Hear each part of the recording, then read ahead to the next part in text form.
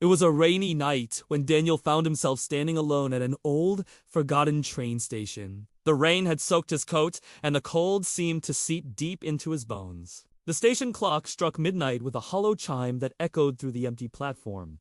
No train, no passengers, only silence. And a thick blanket of fog creeping closer, swallowing the dim light of the rusted lamps one by one. Daniel checked his watch nervously. He was supposed to meet someone, though he couldn't remember who or why. All he knew was that he had to catch the last train, but the tracks remained empty, stretching into the endless fog-like veins, disappearing into the unknown. Then, suddenly, the ancient announcement board flickered to life. Letters scrambled across the surface before freezing in place.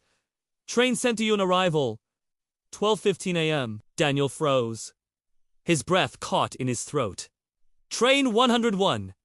The cursed train. The one that disappeared decades ago with all its passengers. Local legend spoke of it, of how it never reached its destination, of how it was swallowed by the night, taking everyone on board into another world. Some claimed to hear its whistle in the foggy hours after midnight, but nobody had ever seen it, and lived to tell the story. The platform trembled beneath Daniel's feet. The faint sound of wheels on iron grew louder, closer.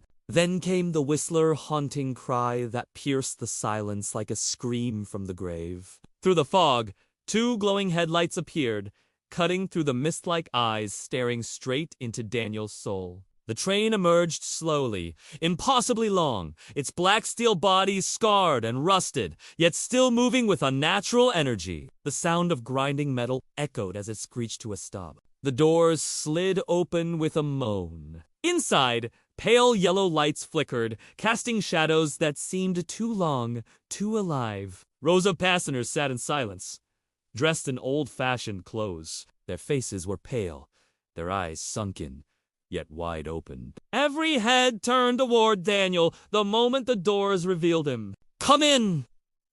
A voice whispered. It wasn't one voice, but many layered, distorted, like hundreds of people speaking in unison. Against every instinct, Daniel stepped inside. The air was ice cold, his breath visible in the stale atmosphere. The door slammed shut behind him with a finality that made his stomach drop. The train lurched forward violently, throwing Daniel against the seats.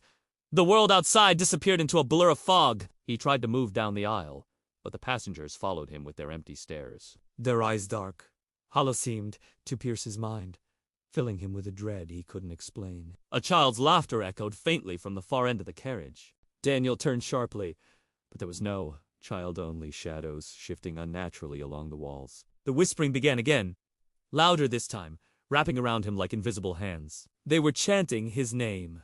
Daniel. Daniel. Heart racing, he ran toward the nearest door, pulling desperately, but it wouldn't budge. The glass reflected his own terrified face, sand behind him, dozens of other faces now smiling, grinning grotesquely. From the far corner, an old woman rose. Her skin sagged like melting wax, and her veil was torn and dirty. She moved closer with jerking unnatural steps, her voice a hiss. No one leaves the train. You're one of us, now.